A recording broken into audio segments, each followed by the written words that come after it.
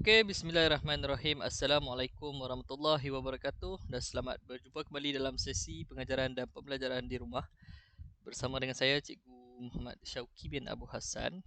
Hari ini berkenaan dengan reka bentuk dan teknologi. Okey, tajuk masih lagi dalam tema yang sama iaitu reka bentuk pengatur caraan. Okay, jadi cikgu harap semua murid telah bersedia berada dalam keadaan sihat, sejahtera, ya, berada dalam keadaan yang bersemangat untuk meneruskan pembelajaran kita pada hari ini. Okey, kelas kita hari ini berkenaan dengan asas pengatur caraan, ya, iaitu asas pengatur caraan bahagian kedua. Okay, kita akan melihat apakah yang dimaksudkan dengan algoritma, pseudocode dan carta alir. Jadi sebelum kita memulakan kelas kita pada hari ini, cikgu rasa eloklah kita mulakan dengan membaca doa penerang hati dan kalimah selawat ke atas junjungan besar Nabi Muhammad sallallahu alaihi wasallam. Bismillahirrahmanirrahim. Rabbi shrah li sadri wa yassir li amri. Allahumma shalli ala sayyidina Muhammad wa ala ali sayyidina Muhammad. Allahumma shalli ala sayyidina Allahumma salli ala sayyidina. Okey, terima kasih. Okey, objektif pembelajaran kita pada hari ini, ya, pada akhir pengajaran dan pembelajaran murid akan dapat menerangkan algoritma.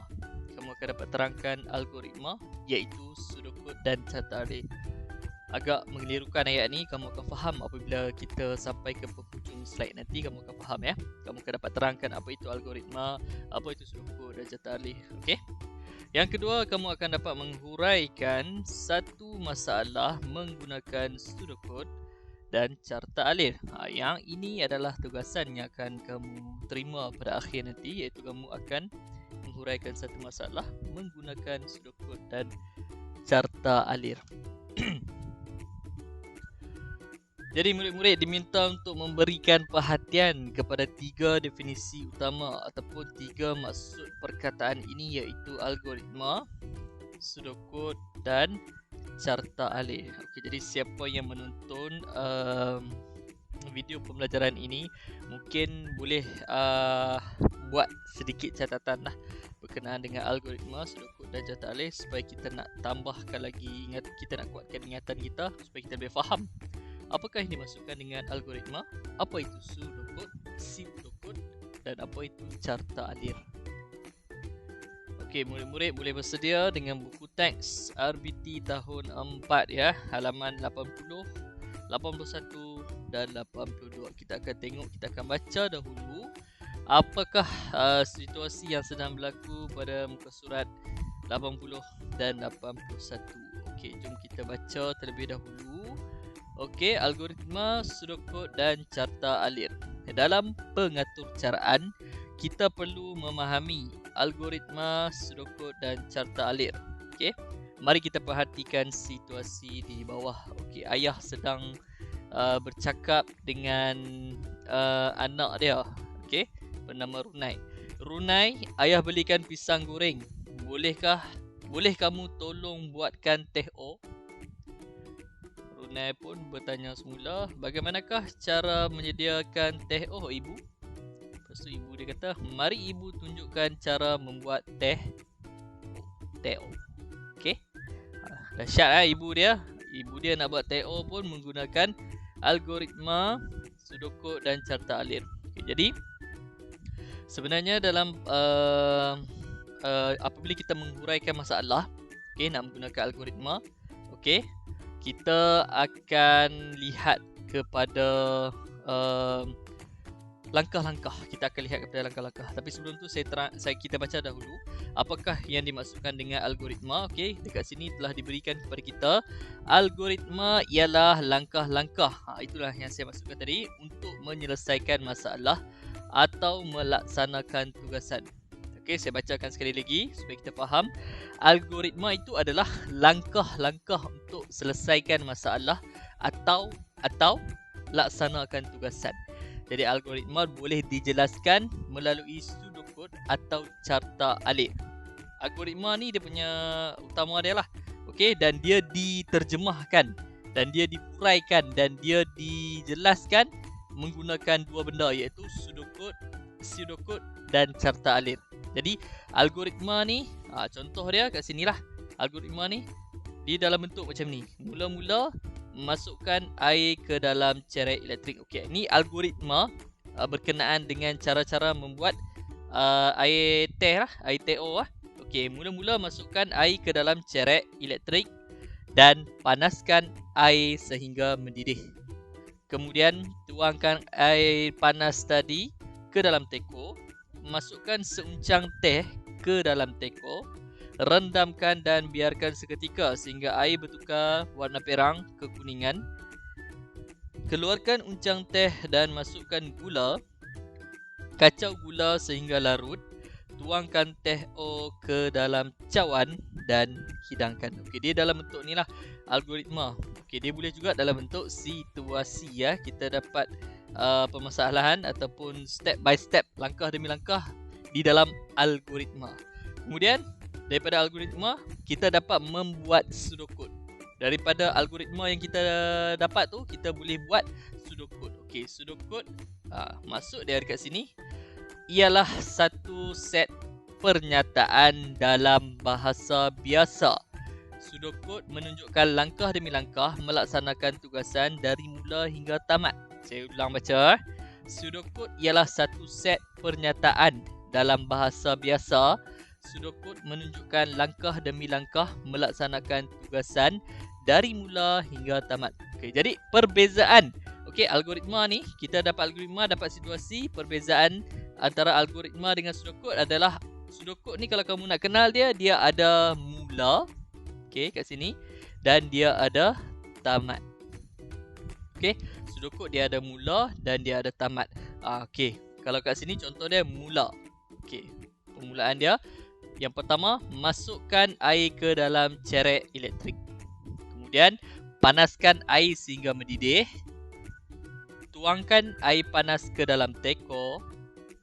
Masukkan seuncang teh ke dalam teko, rendamkan dan biarkan sehingga air bertukar warna perang kekuningan. Keluarkan uncang teh, masukkan gula, kacau gula sehingga larut. Tuangkan teh O ke dalam cawan dan tamat. Akhir sekali kena ada tamat. Ada mula, ada tamat, dan permulaan ayat ni adalah lebih kepada arahan yang kita katakan ayat perkataan ni adalah arahan. Perkataan-perkataan ini ialah bersifat kata kerja lah. Dia arahan kepada sesuatu tugasan ataupun kepada sesuatu masalah. Okey. Kemudian yang ketiga ialah carta alir. Kita lihat dekat sini, dekat atas ni, maksud dia ialah daripada pseudocode kita boleh buat carta alir. Carta alir ni nak faham dia adalah dia dalam bentuk grafik. Kalau pseudocode dia langkah demi langkah, dia langkah-langkah. Kalau algoritma tu dia dalam bentuk situasi ataupun dia dalam bentuk langkah-langkah juga, tapi dia dalam bentuk ayat macam tadilah. Okey, carta alir ialah langkah-langkah penyelesaian masalah secara grafik. Simbol dalam carta alir dihubungkan dengan menggunakan anak panah. Dia bukan macam grafik organizer yang biasa, dia bukan macam pengurusan grafik yang biasa, tapi setiap arahan ni dia ada dalam bentuk geometri ya. Bentuk geometri dia yang mempunyai maksud-maksud yang tersendiri. Kita tengok dulu contoh, tak apa. Okey, mula ambil balik sebagaimana yang telah dibuat oleh pseudocode. Mula dia berada dalam satu simbol geometri yang tersendiri. Kemudian anak panah ke bawah, masukkan air ke dalam cerek elektrik. Anak panah yang seterusnya, okey, kalau masukkan air ke dalam cerek elektrik ni pun dia ada bentuk geometri dia yang tersendiri. Yang ni kita panggil bentuk dia parallelogram. Bentuk dia sebab dia sama dekat sini dengan sama dekat atas kan. Okey. Yang kedua, yang seterusnya, panaskan air sehingga mendidih. Yang ni tak sama bentuk dia. Ni bentuk dia bentuk segi empat tepat. Okey, kemudian tuangkan air panas ke dalam teko. Okey, masukkan seuncang teh ke dalam teko, rendamkan dan biarkan sehingga air bertukar warna perang kekuningan. Keluarkan uncang teh, masukkan gula. Kacau gula sehingga larut, tuangkan teh ke dalam cawan dan akhir sekali bentuk yang sama seperti mula ialah tamat. Okey, ini adalah contoh carta alir. Yang ini adalah contoh, yang ni adalah contoh pseudocode dan ini adalah contoh algoritma. Okey, ini adalah sedikit sebanyak contoh yang telah diberikan di dalam konteks surat 80 dan 81. Untuk menambahkan lagi kefahaman murid-murid, kita lihat contoh yang kedua pada muka surat yang seterusnya. Tapi sebelum tu kita cuba tengok dahulu apakah yang dimasukkan dengan simbol-simbol geometri tersebut. Okey, sebenarnya simbol geometri untuk carta alir ini, carta alir pseudocode, algoritma pseudocode, carta alir pengaturcaraan ada banyak, tapi yang diberikan kepada kita hanyalah 4 yang diberikan contoh awal supaya kita nak faham. Ada banyak lagi sebenarnya. Nanti cikgu akan terangkanlah. Cikgu tak perlu cakap sekarang, takut kamu keliru. Okey, simbol yang pertama berbentuk berbentuk seperti ini. Ada pada mula dan tamat. Fungsi dia digunakan pada mula dan tamat sahaja. Okey, penerangan dia untuk memulakan ataupun menamatkan sesuatu aktiviti. Kalau jumpa simbol macam ni hanya digunakan untuk mula dan tamat sahaja. Okey, simbol yang kedua adalah segi empat tepat, iaitu ini adalah simbol untuk proses. Proses tu seperti ni contoh dia, panaskan air sehingga mendidih. Kita dalam satu proses, kita menunggu air tu mendidih. Dia adalah satu proses, kita tunggu dia. Kemudian rendamkan dan biarkan sehingga air bertukar warna perang kekuningan. Sama juga kita menunggu. Dia proses. Biar proses air tu bertukar menjadi warna perang. Kita biarkan, kita tunggu dia. Itu adalah proses. Dan kemudian kacau gula sehingga larut. Semasa kita mengacau, kita akan tunggu gula itu sehingga larut. Itu adalah satu proses. Okey, ataupun aktiviti ya. Okey, kemudian ada simbol ni, parallelogram. Cikgu nak sebut pun lidah tergeliat. Okey, adalah simbol bagi input atau output. Penerangan dia input atau output sesuatu proses. Jadi senang kata, untuk input atau output tu contoh yang diberikan ialah masukkan air ke dalam cerek. Kita memasukkan sesuatu benda daripada luar lah. Jadi disebut sebagai input lah. Yang ni input. Kemudian tuangkan air panas ke dalam teko pun sama. Kita sebut sebagai input. Masukkan seuncang teh ke dalam teko, input. Ini pun sama, input output, input output lah. Ini simbol geometri bagi input ataupun output. Output seperti contoh dia, keluarkan uncang teh. Itu adalah proses di mana kita mengeluarkan sesuatu daripada semasa proses tu. Okey, dan yang seterusnya simbol anak panah lah. Simbol anak panah ni adalah aliran kepada proses ataupun aliran kepada aktiviti yang kita sedang lakukan dalam kita menguraikan masalah ataupun tugasan. Okay, sehingga sekarang cikgu harap kamu dah dapat tangkap sikit macam mana, apa yang dimasukkan dengan algoritma, apakah yang dimasukkan dengan pseudocode dan apakah yang dimasukkan dengan carta alir. Okay, jadi nak tambahkan sedikit pemahaman kamu, kita akan cuba melihat menulis pseudocode dan carta alir berdasarkan situasi pada halaman 82. Baik, jadi jom kita perhatikan situasi di bawah, iaitu muka surat 82. Okey, menulis pseudocode dan carta alir berdasarkan situasi. Okey, jadi pseudocode dan carta alir juga boleh ditulis berdasarkan situasi. Mari kita baca situasi berikut sebelum menulis pseudocode dan carta alir. Jadi situasi ini kita boleh ambil dia sebagai algoritma ataupun kamu nak buat dalam bentuk ayat lain pun boleh. Okay, jom kita baca terlebih dahulu. Arif bangun pada pukul 5.30 pagi. Dia membersihkan dirinya dengan mandi dan menggosok gigi. Selepas itu, dia memakai baju sekolah dan menunaikan solat subuh secara berjemaah. Selepas bersarapan bersama-sama dengan keluarganya, dia ke sekolah dengan menaiki basikal pada pukul 7 pagi. Okey? Jadi situasi itu mudah saja untuk kita faham. Okey, jom kita tengok macam mana kita buat sedikit imbas kembali apakah yang dimasukkan dengan algoritma untuk kita buat situasi kita nak menghuraikan pseudocode dan carta alir bagi situasi ini. Okey, algoritma ialah langkah-langkah untuk menyelesaikan masalah atau melaksanakan tugasan. Algoritma boleh dijelaskan melalui pseudokod atau carta alir. Algoritma tu adalah langkah-langkah yang diberikan kepada kita tadi adalah situasi dan juga langkah-langkah untuk kita terjemahkan dalam bentuk pseudokod dan carta alir. Okey? Okey. Kalau kita nak buat dalam ayat pun boleh. Kita nak keluar daripada situasi tu kan. Kita nak keluarkan buat ayat dalam bentuk ayat kan. Nak bagi algoritma tu lebih nampak kan pun boleh. Contoh ada seperti ni. Bangun tidur pada pukul 5.30 pagi. Maafkan saya tersilap tulis ni. 5.30 pagi. Bersihkan diri dengan mandi dan gosok gigi. Memakai baju sekolah. Menunaikan solat subuh berjemaah. Bersarapan bersama keluarga. Menaiki basikal ke sekolah. Okey? Okey, seterusnya kita akan boleh buat pseudokod. Jadi kita fahamkan terlebih dahulu apa itu pseudokod. Kita imbas kembali. Pseudokod ialah satu set pernyataan dalam bahasa biasa. Okey, satu set pernyataan.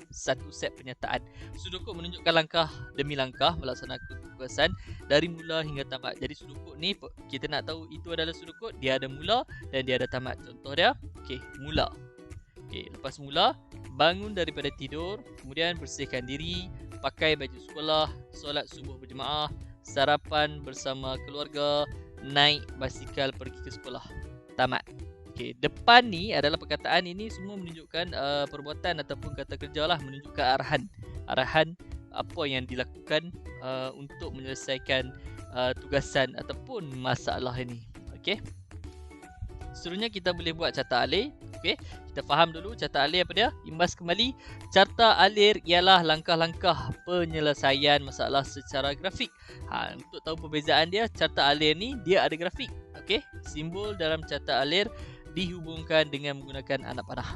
Okay, jadi saya rasa semua dah dapat tangkap Okey, contoh dia macam situasi tadi, mula. Mesti ada mula, bangun daripada tidur, bersihkan diri, pakai baju sekolah, solat subuh berjemaah, sarapan bersama keluarga, naik basikal ke sekolah, tamat. Jadi ini adalah contoh carta alir yang diambil daripada set arahan pseudokod tadi yang kita faham daripada situasi yang kita boleh gelarkan dia sebagai algoritma. Jadi cikgu sangat berharap kamu tidak terkeliru terutamanya di antara algoritma dengan pseudokod. Ramai murid yang keliru di antara dua tu. Senang dia nak tahu perbezaan dia. Kalau pseudokod tu dia ada mula dan ada tamat. Kalau carta alir dia ada dalam bentuk grafik. Ni lah maksudnya dalam bentuk grafik. Dia dalam bentuk macam ni. Macam peta minda, tapi dia bukan peta minda. Dia adalah carta alir. Carta alir macam menunjukkan proses, menunjukkan macam mana ni. Okey, kalau kamu perhatikan bentuk dia kat sini, semua bentuk proses ya. Semua adalah bentuk proses. Tidak ada bentuk ataupun simbol grafik berbentuk input ataupun output. Okey. Okey, jadi itu sahaja kelas kita pada hari ini. Cikgu harap kamu boleh fahamlah apa itu algoritma, apa itu pseudokod, apa itu carta alir dan dapat membezakan di antara ketiga-tiganya. Jadi tugasan kamu ni adalah sebenarnya kamu akan menghuraikan masalah menggunakan pseudokod dan carta alir. Okey, jadi kamu akan membina pseudokod dan carta alir tentang cara-cara memasak telur dadar. Jadi mudah saja kamu akan buat benda ni. Nanti kamu akan buat pseudokod dahulu. Ada mula, ada tamat. Okey. Kemudian kamu akan buat carta alir. Okey, 2 muka surat Tulis dalam buku tulis RBT 2 muka surat. Lepas dah siap, kamu boleh ambil gambar dan seperti biasa hantar ke dalam Google Classroom untuk saya semak. Jadi saya rasa itu saja. Terima kasih cikgu ucapkan kepada murid yang mendengar sehingga habis kelas kita pada hari ini. Terima kasih atas perhatian yang kamu berikan dan juga terima kasih kepada ibu dan ayah kamu yang membantu memudahkan urusan kita pada hari ini. Jadi cikgu harap kita dapat berjumpa lagi pada kelas yang akan datang. Assalamualaikum warahmatullahi wabarakatuh. Kita akan berjumpa lagi nanti. Bye.